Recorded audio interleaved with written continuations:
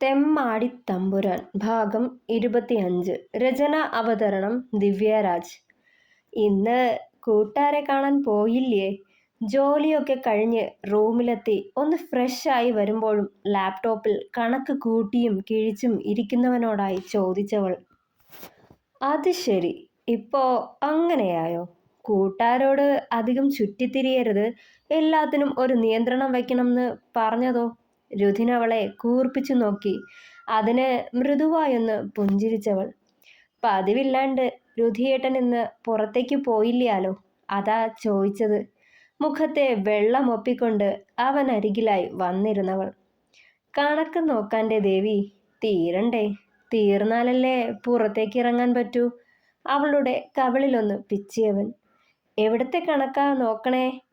Textile ഷോപ്പിലെയാ? ഇതുവരെയുള്ള കണക്കും കാര്യങ്ങളുമൊക്കെ കൃത്യമാക്കി വെച്ചാലല്ലേ എൻ്റെ പെണ്ണിന് ഒക്കെ എളുപ്പാവൂ. പറഞ്ഞുകൊണ്ട് അവളെ ചുറ്റിപ്പിടിച്ചവൻ. നിക്കോ? നെറ്റി ചുളിച്ചതും. എൻ്റെ പെണ്ണ നാളെ മുതൽ ടെക്സ്റ്റൈൽ ഷോപ്പിൻ്റെ നടത്തിപ്പുകാരി. കണ്ണ് ചിമ്മിക്കൊണ്ട് അലസമായി പറഞ്ഞതും. രുധിയേട്ടൻ ഇതെന്താ പറയണേ? ഞാനോ? അന്താളിപ്പ് മറയ്ക്കാതെ ചോദിച്ചവൾ. നീ തന്നെ. എന്തേ, വയ്യാന്നുണ്ടോ? ഇത്തിരി കടുപ്പിച്ചു നോക്കി. ഞാൻ അപ്പോ എൻ്റെ തയ്യൽ കടയോ? നെറ്റി ചുളിച്ചുകൊണ്ട് ചോദിച്ചവൾ. അത് പൂട്ടണം, നിസ്സാരമട്ടിൽ പറഞ്ഞതും. പൂട്ടേ? അതൊന്നും പറ്റില്ല. ഒക്കെ ഞാൻ വിവാഹത്തിനു മുന്നേ പറഞ്ഞിരുന്നുല്ലോ. ദയനീയമായൊന്നു നോക്കിയവനെ. നിനക്കിപ്പോ എന്താ പ്രശ്നം എൻ്റെ ദേവി? പഴയ പോലെ തയ്ക്കണോ? ആ ചോദ്യത്തിന് അതേ എന്ന് തലയനക്കിയവൾ. എന്നാലേ അതും നടക്കും. അവിടെ തന്നെ അതിനുള്ള സൗകര്യവും ചെയ്തിട്ടുണ്ട്. അതാവുമ്പോ നിന്റെ ജോലിക്കൊപ്പം ടെക്സ്റ്റൈൽസും നോക്കി കൊണ്ടുപോവാം. അതുമല്ല, ഇവിടുന്ന് ഡ്രസ്സ് എടുക്കാൻ വരുന്നവരുടെ തയ്യൽ കൂടി നിനക്ക് കിട്ടും. ലാഫല്ലേ? കണ്ണിറുക്കിയതും. എന്നാലും ഞാൻ എന്നെക്കാളും നല്ലത് രുധിയേട്ടനായിരുന്നില്ലേ? ചുണ്ട് കൂർപ്പിച്ചൊന്ന് നോക്കിയവൾ. നീ ആവുമ്പോൾ വലിയ ഫാഷൻ ഡിസൈനറല്ലേ? ഞാൻ വെറും ITIക്കാരനും. ശരിക്കും നിന്നെപ്പോലൊരാളുടെ മേൽനോട്ടത്തിന് കുറവുണ്ട് നാരായണീയം ടെക്സ്റ്റൈൽ ഷോപ്പിന്. നീയാവുമ്പോൾ പുതിയ ട്രെൻഡിനനുസരിച്ച് ഡ്രസ്സൊക്കെ എടുത്തു വയ്ക്കുമല്ലോ. ഞാനൊക്കെ ചെല്ലുമ്പോൾ ഇതാ പുതിയ ട്രെൻഡെന്ന് പറഞ്ഞ് അവനൊക്കെ എടുത്തു തരുന്ന ഏതേലും കൊണ്ട് തിരികെ വരാ പതിവ്. ഇനി അത് വേണ്ട. നല്ല ലാഭത്തിൽ പോയിക്കൊണ്ടിരുന്ന ഷോപ്പാ ഇപ്പോൾ ഇത്തിരി മോശ. അത് മാറണമെങ്കിൽ എൻ്റെ ദേവി കൂടി കടാക്ഷിക്കണം. ലാപ്ടോപ്പ് അടച്ചുകൊണ്ട് ടേബിളിന് മുകളിൽ വെച്ചവൻ. എന്നാലും ഞാൻ അത്രയും വലിയ ഷോപ്പൊക്കെ എനിക്ക് പറ്റുമോ? പറ്റും. എൻ്റെ പെണ്ണ് മിടുക്കിയല്ലേ? അവളുടെ മടിയിൽ ചുരുണ്ടുകൂടിയവൻ. നീ ടെൻഷനാവണ്ട, അച്ചു അവിടെ ഉണ്ട്.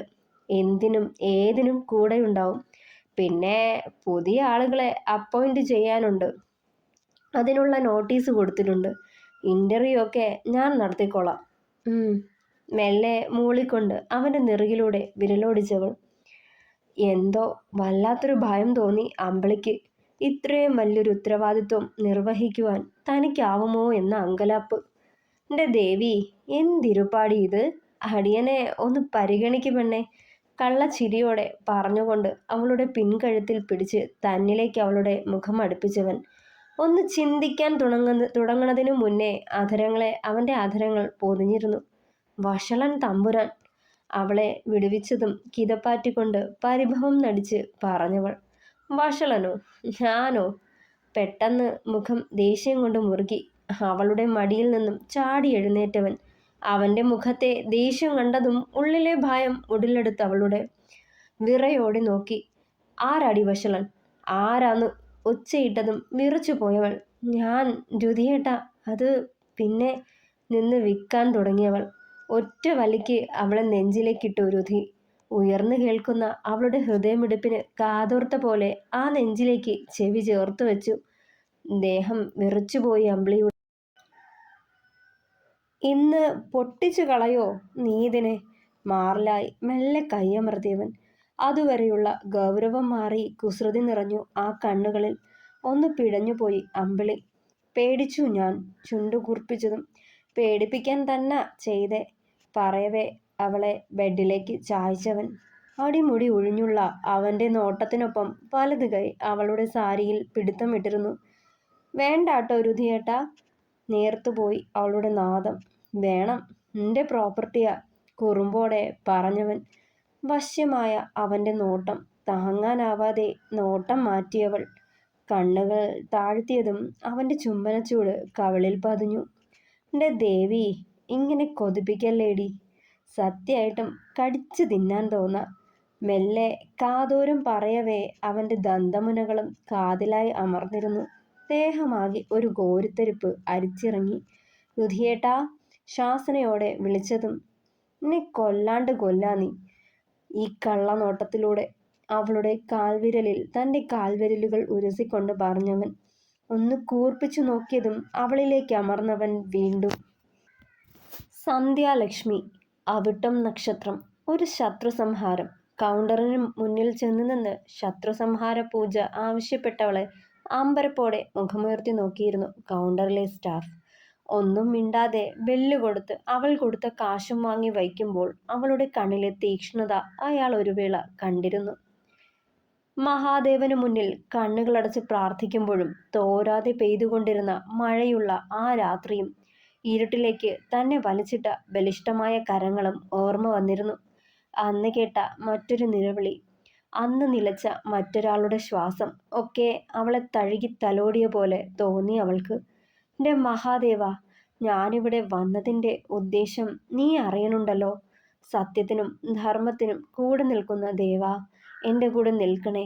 സത്യങ്ങൾ പുറത്തു കൊണ്ടുവരാനുള്ള ശക്തി എനിക്ക് നീ തരണേ.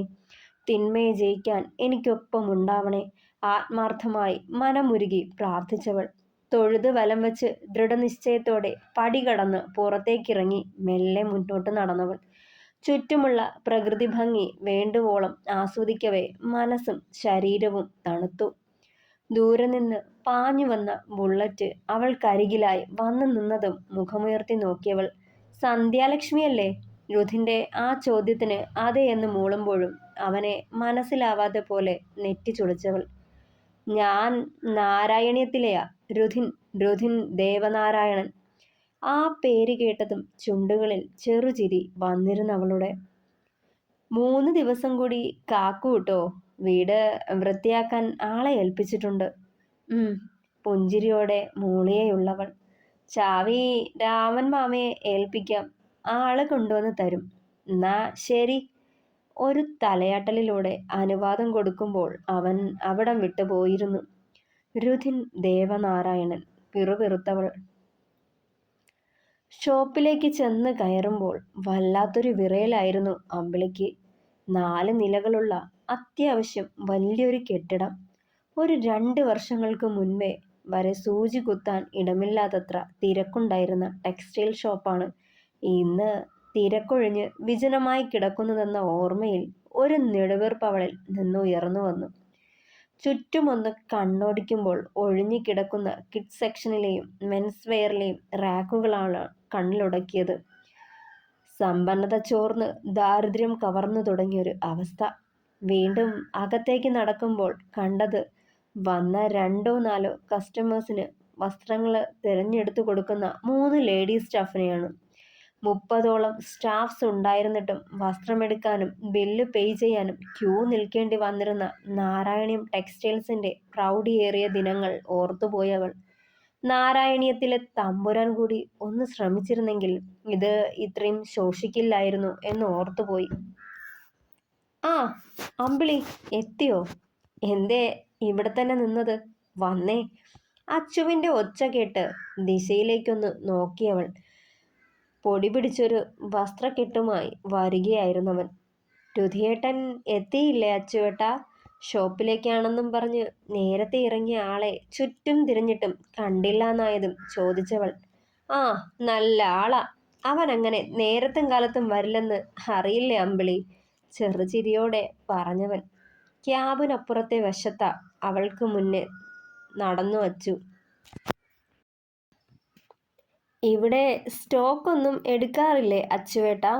അച്ചുവിനാടായി തിരക്കിയവൾ. കൃത്യമായി എടുത്തു വയ്ക്കില്ല അമ്പിളി. അതുകൊണ്ട് തന്നെ ഈ ഷോപ്പ് ഈ കോലത്തിലായത്. മുൻപ് തിരക്കൊഴിഞ്ഞ് നേരണ്ടാവില്ലായിരുന്നു. ഇപ്പോഴോ കസ്റ്റമേഴ്സിന് വേണ്ടി കാത്തിരിപ്പാ, നിശ്വാസത്തോടെ പറഞ്ഞവൻ. ഗോഡൗണിൻ്റെ സ്ഥിതിയും ഇത് തന്നെയാണോ?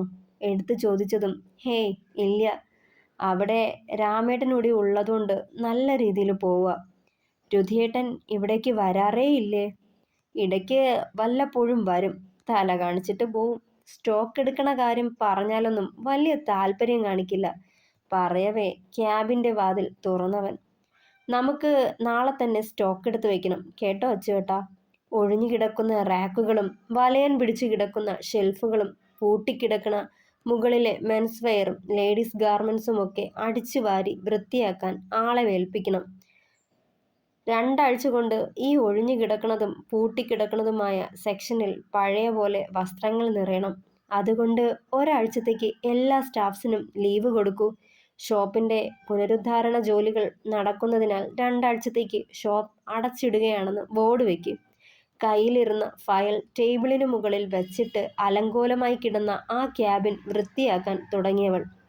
രുധിയോട് ചോദിക്കാതെ അച്ചു പകപ്പോടെ പറഞ്ഞു നിർത്തിയതും ഇതേപ്പറ്റി ഞാൻ അമ്മയോടും രുധിയോട്ടനോടും സംസാരിച്ചിരുന്നതാ. അവരുടെ കൂടെ തീരുമാന, ചെറുചിരിയോടെ പറഞ്ഞവൾ. എന്നാ പിന്നെ ഇപ്പോൾ തന്നെ ഞാൻ സ്റ്റാഫ്സിനോട് ഇതേപ്പറ്റി പറയാം. വലിയ ഉത്സാഹത്തോടെ ക്യാബിൻ വിട്ടു അച്ചു. ഒരു ദീർഘനിശ്വാസത്തോടെ മാനേജറുടെ ചെയറിൽ കയറി ഇരുന്നവൾ. തുടരും. പ്രിയപ്പെട്ടവരെ, അഭിപ്രായങ്ങൾ കൂടി പറയണേ. കഥ ഇഷ്ടമായാൽ ലൈക്ക് ചെയ്യുക, ഷെയർ ചെയ്യുക, സപ്പോർട്ട് ചെയ്യുക, കമൻറ്റ് ചെയ്യുക. താങ്ക്